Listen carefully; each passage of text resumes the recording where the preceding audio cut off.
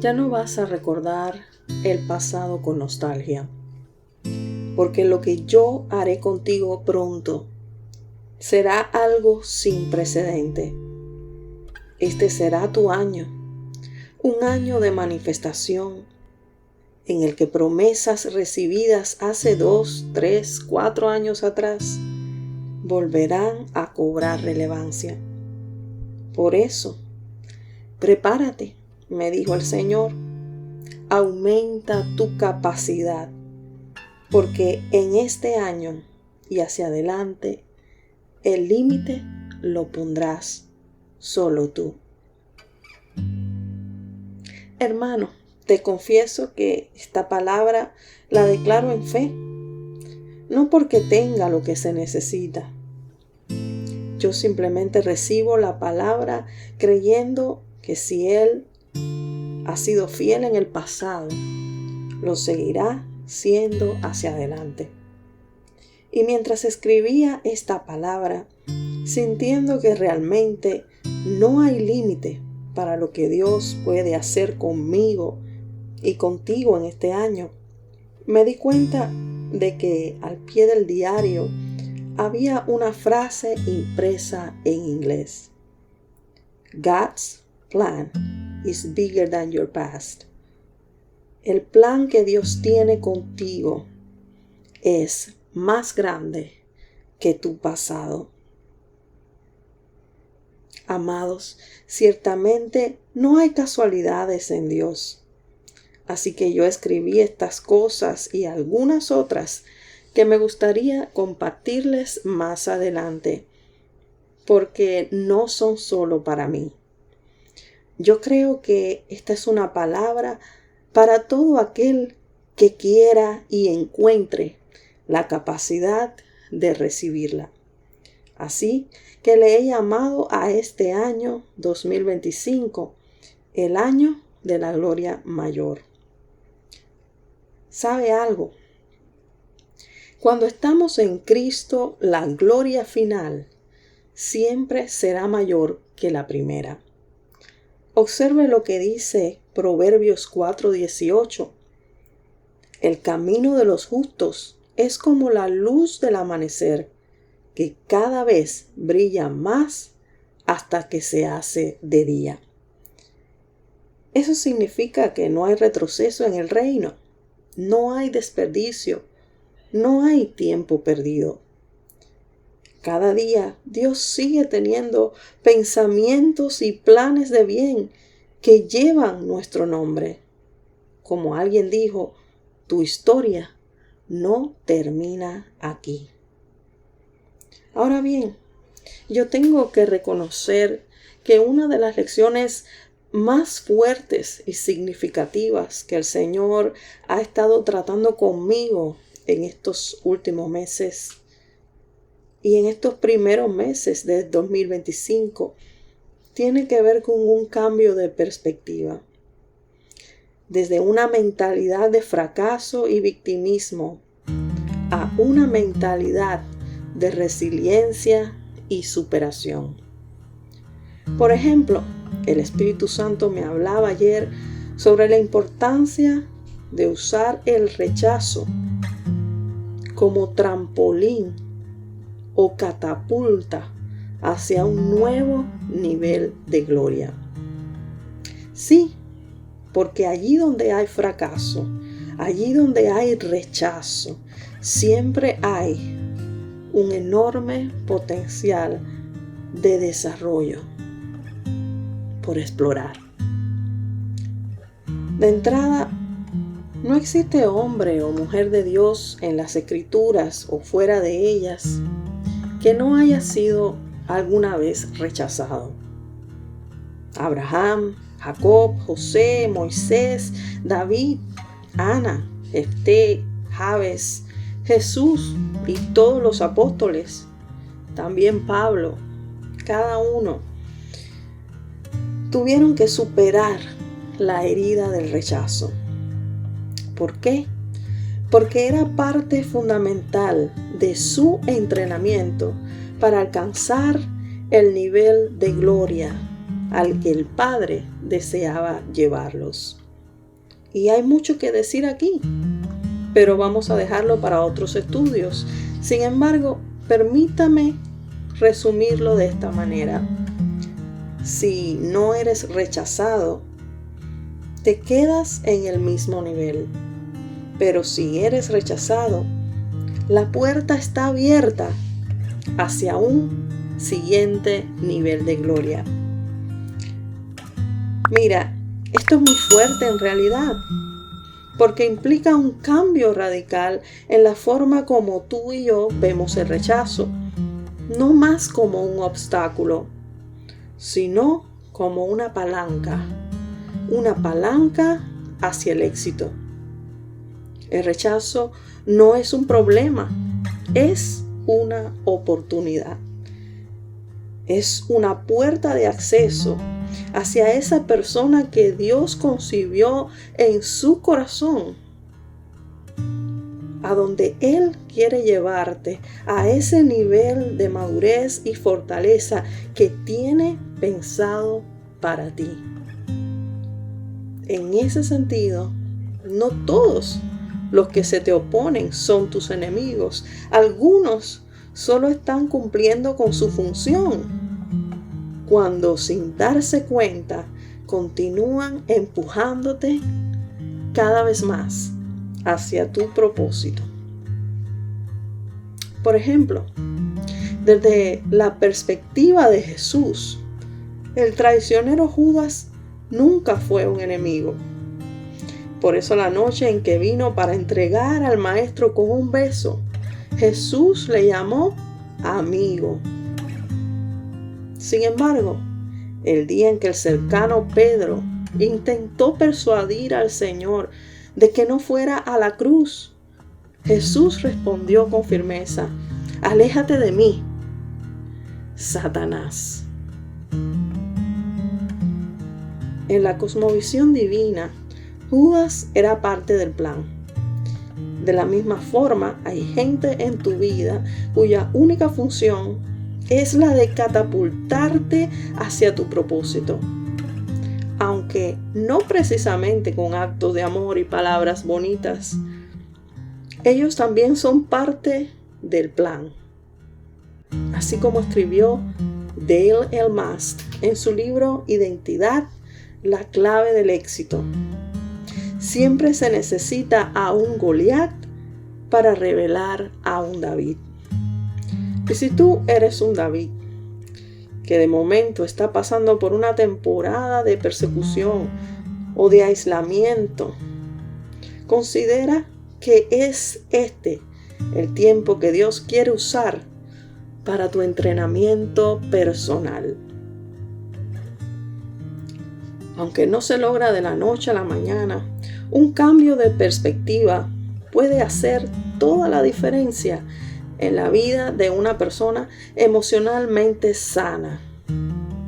En este sentido, he encontrado una verdadera perla de inspiración en la vida del patriarca José, un hombre curtido y procesado, quien fuera profundamente herido por el rechazo y abandono de sus hermanos. La Biblia nos lleva a través del proceso de restauración y sanidad interior de José, hasta que éste llega al punto crítico, el punto del reencuentro con su familia.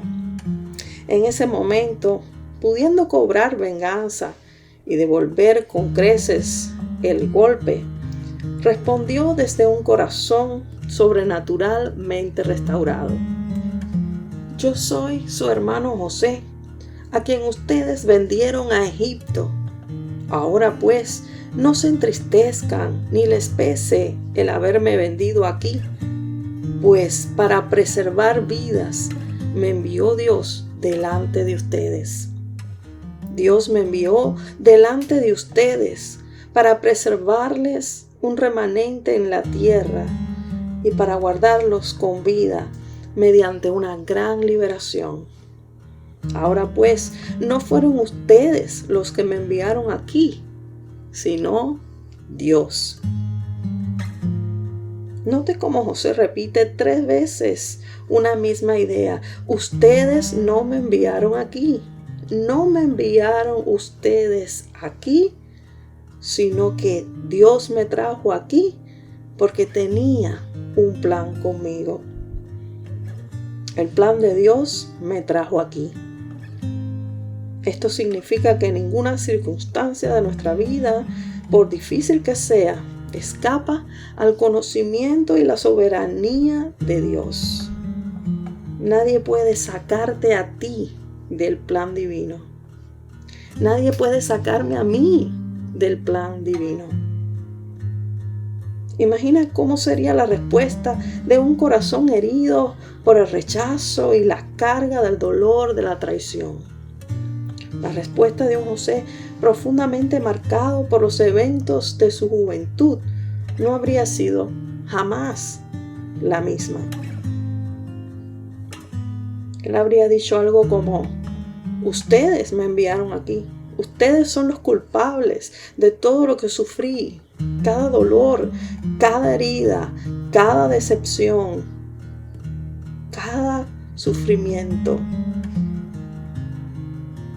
cada lágrima durante 13 largos años de esclavitud es culpa suya.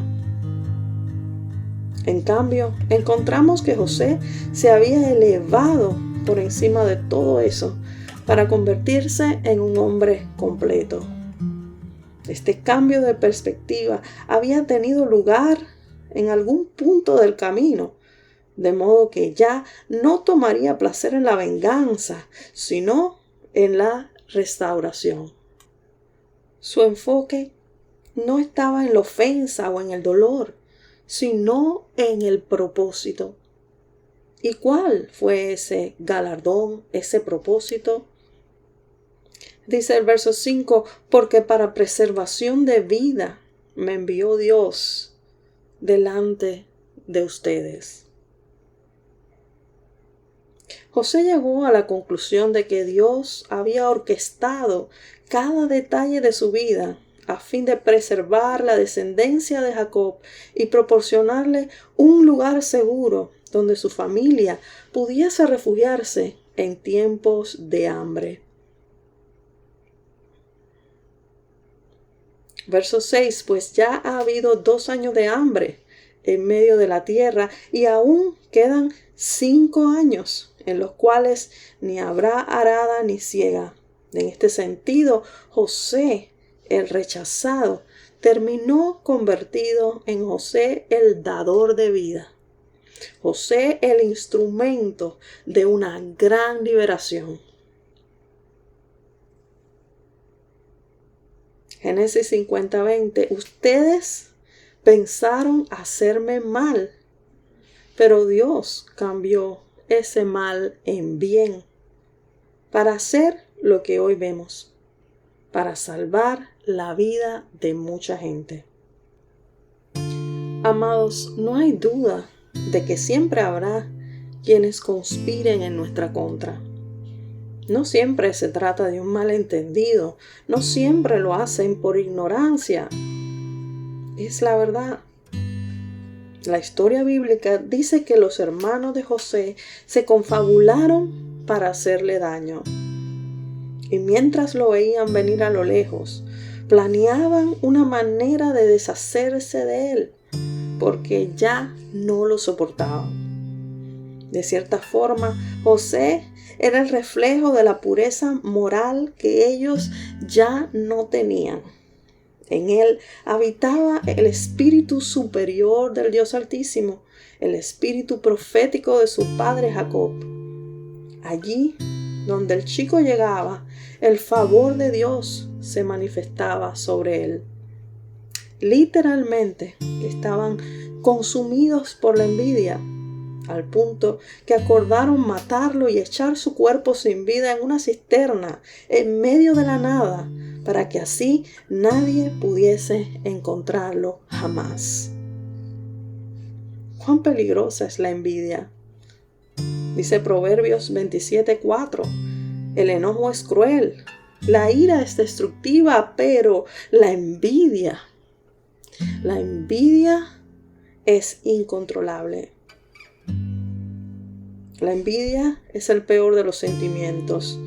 Salomón dijo: he visto asimismo que todo trabajo y toda excelencia de obras despierta la envidia del hombre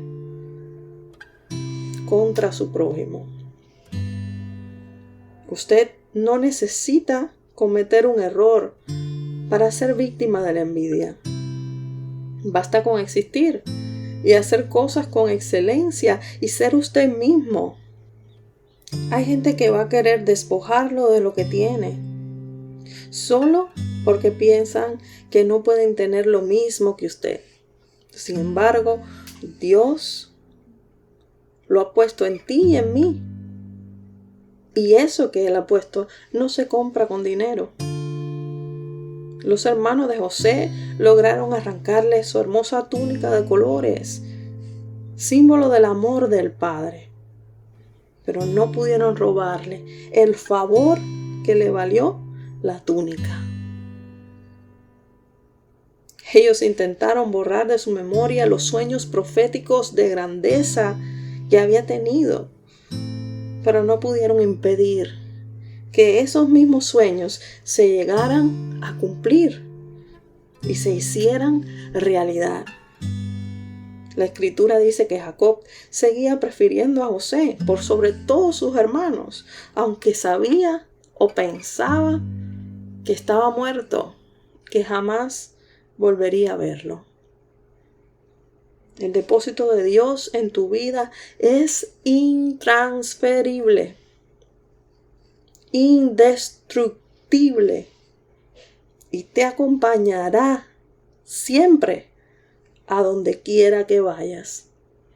Porque los dones y el llamamiento de Dios, esos son irrevocables. Romanos 11:29.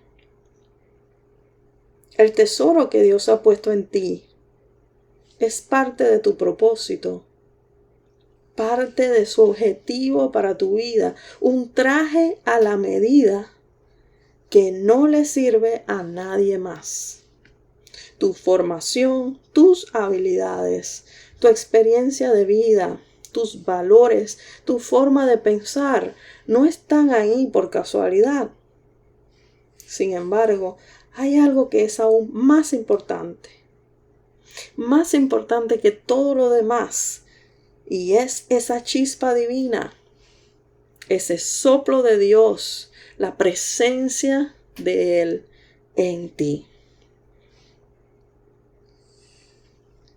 El secreto del favor extraordinario de José estaba en la presencia de Dios.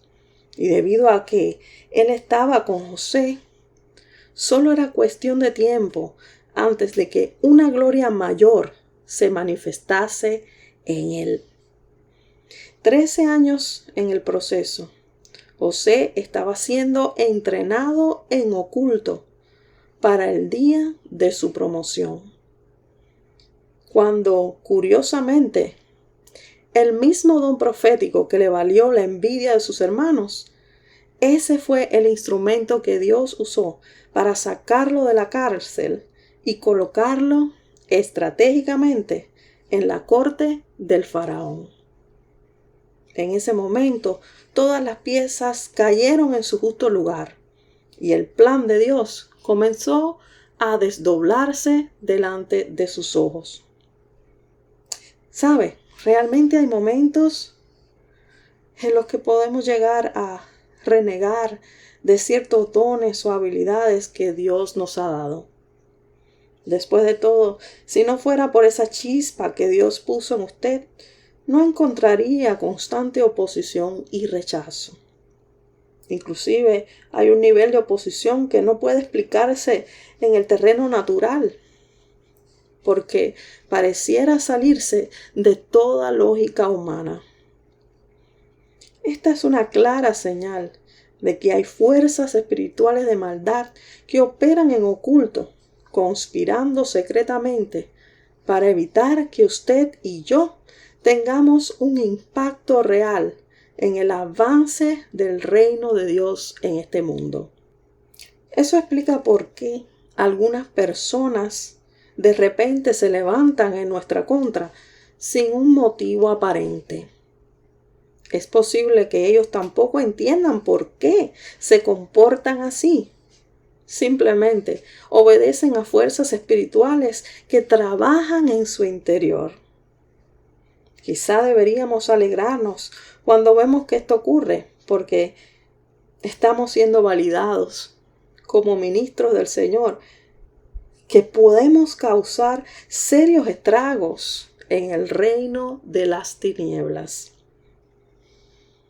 La gente que no tiene impacto real en el reino de las tinieblas y solo hace lo necesario para preservar el estado actual de las cosas, generalmente no experimenta mucha oposición.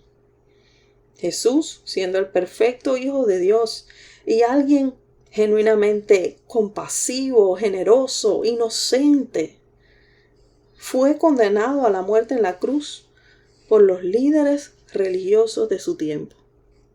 ¿Y por qué? Porque ellos buscaban preservar el status quo en detrimento de la verdad. Cuando Jesús se atrevió a desafiar a las autoridades del templo y poner en evidencia la corrupción de los sacerdotes y su hipocresía, ellos comenzaron a verlo como una amenaza, como un revoltoso cuya existencia amenazaba la estabilidad y seguridad del sistema religioso del primer siglo en Jerusalén. Así que ellos pensaron que eliminando al revoltoso podían salvar el sistema. Sin embargo, no pudieron impedir que el templo fuera finalmente destruido por los romanos solo unos pocos años después de la crucifixión de Jesús. Y no solo el templo, sino con el templo, todo el sistema religioso corrupto que imperaba por años y habían tratado de preservar. La gente que piensa fuera de la caja siempre experimentará resistencia. ¿Y sabe algo? Creo que es vergonzoso que muchas veces la iglesia, como sistema religioso, opte por normalizar la corrupción moral y el abuso psicológico de sus miembros, con el fin de preservar el status quo. Hoy en día, church hurt, el trauma emocional y psicológico que resulta de experiencias negativas vividas y yo añadiría nunca resueltas dentro de una congregación o comunidad religiosa, es uno de los temas cristianos más relevantes en los Estados Unidos de América, donde yo vivo, y probablemente a nivel de todo el continente. La iglesia como institución religiosa y las congregaciones locales como sistemas religiosos a menor escala están sacrificando hoy la santidad y la verdad para proteger el orden de cosas, las apariencias y los intereses personales, sean materiales o no. Si Jesús hubiera hecho eso, jamás habría sido crucificado. Jesús murió no porque quería destruir el sistema, sino porque buscaba restaurarlo. Alguien dijo una vez que Jesús no fue un revolucionario, sino un reformador. Y hay mucha gente hoy en día que ama profundamente a la iglesia como sistema, pero sufre al ver cómo están las cosas. No podemos normalizar lo mal hecho, pretendiendo que la verdad nunca va a salir a la luz. Dios mismo es quien expone todo lo que está en oculto y quien saca a la luz las intenciones del corazón. Quizás sería bueno tocar este tema en otro momento, porque hay una epidemia de gente dolida, decepcionada, traumatizada, dentro y fuera de las iglesias. Sin embargo, solo voy a decir esto.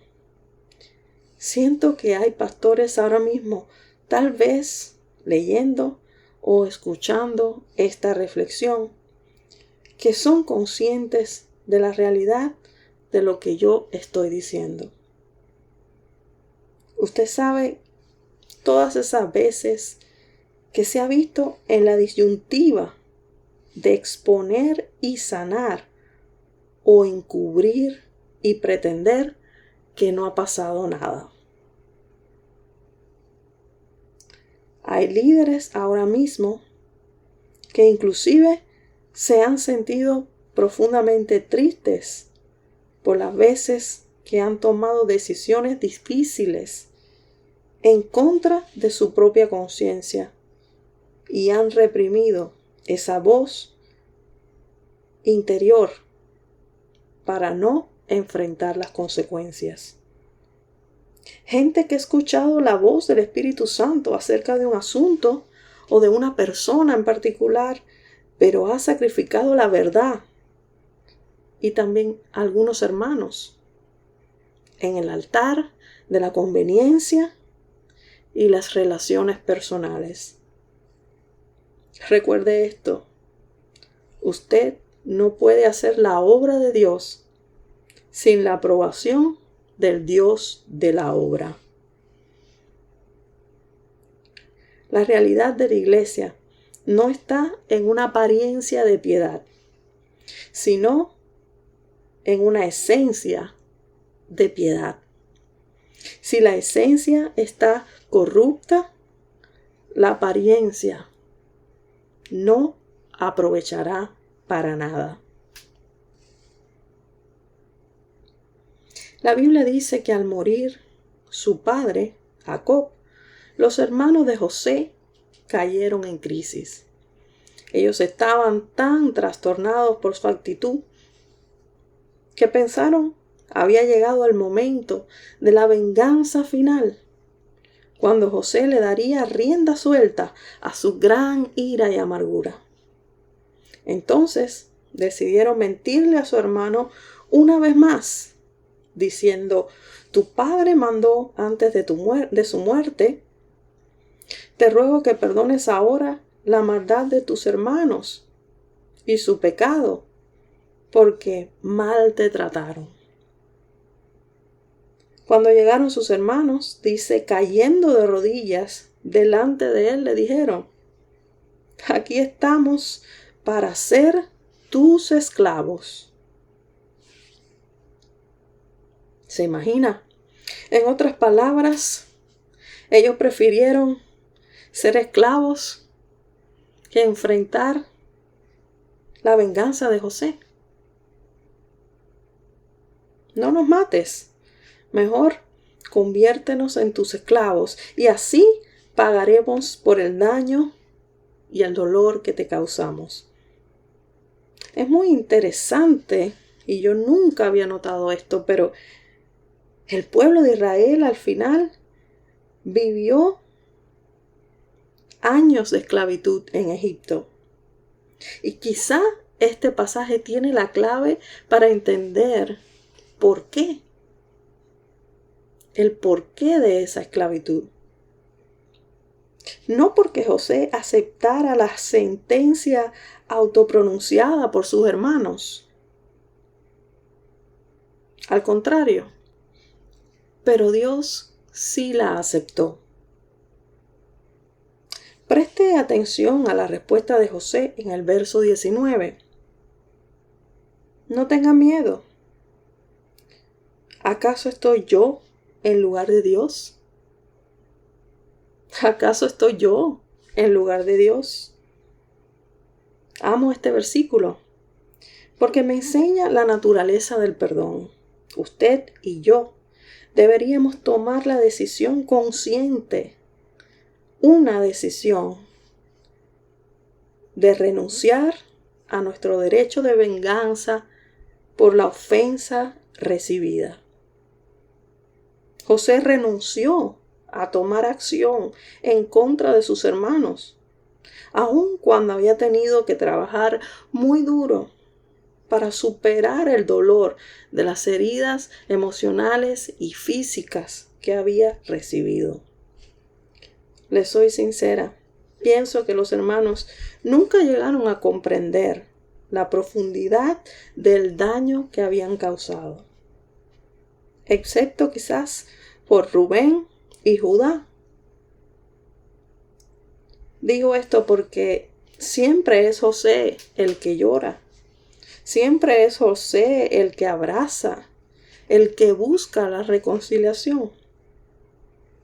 Así que los hermanos, sin darse cuenta, terminaron acarreando un cierto nivel de condenación sobre las generaciones futuras, las cuales sí experimentaron en carne propia el dolor de la esclavitud en Egipto. Cuando no cerramos ciclo,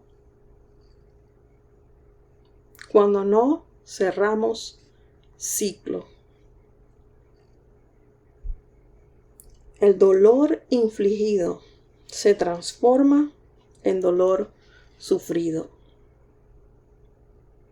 Lo diré otra vez. Cuando no cerramos ciclo, el dolor infligido se transforma en dolor sufrido. Simplemente porque Dios es justo y está interesado en nuestro crecimiento personal. Es mi oración que el Señor nos libre de ciclos abiertos, de ofensas sin resolver, que puedan acarrearnos al final intensos periodos de corrección divina. No necesariamente de condenación, no estoy hablando de condenación, pero sí de sufrimiento, mientras somos discipulados, disciplinados y purificados por Él. Quizá en el horno de aflicción. Ahora bien, José sí cerró ciclo. José renunció a la venganza y le dejó el pago a Dios. Él dijo, en lo que a mí respecta, Dios convirtió en bien el mal que ustedes quisieron hacerme y me puso en el alto cargo que ahora desempeño para salvar la vida de mucha gente. Realmente creo que ninguna traducción al español le hace justicia a este texto, porque si pudiera ver el sentido original, se daría cuenta que es muchísimo más fuerte. La misma palabra que se usa para la conspiración de los hermanos contra José se emplea en la siguiente línea para Dios. Es decir, que mientras los hermanos conspiraban para mal, Dios conspiraba para bien. Los hermanos que planeaban hacerle mal no sabían que solo estaban jugando su papel dentro de un plan maestro que se estaba tejiendo para obedecer a un propósito mayor. Sabes, creo que Dios está tejiendo para un propósito mayor que pronto ha de manifestarse en mi vida y en tu vida. Él está produciendo en ti un mucho más excelente peso de gloria a través de esas circunstancias que aún no alcanzas a comprender. Así que repite conmigo: creo que estoy en el plan maestro de Dios. Y Él todavía tiene la última palabra. Él tiene la última palabra en mi cuerpo. Tiene la última palabra en mi familia. la tiene en mi trabajo, en mi ministerio, en mis sueños, en mi futuro, en mis proyectos. Es por eso que hoy cambia mi perspectiva. No le daré al enemigo la relevancia que no tiene. No le otorgaré poder sobre mi estado de ánimo. No le otorgaré poder sobre mis decisiones. Hoy elijo caminar en fe en lugar de caminar en temor. No quiero caer en un cliché, pero necesito recordarte que Dios tiene planes de bien contigo y no de mal. Dios tiene planes para darte un futuro lleno de esperanza. Él dijo, mis planes se realizarán y yo haré todo lo que me he propuesto. Isaías 46:10.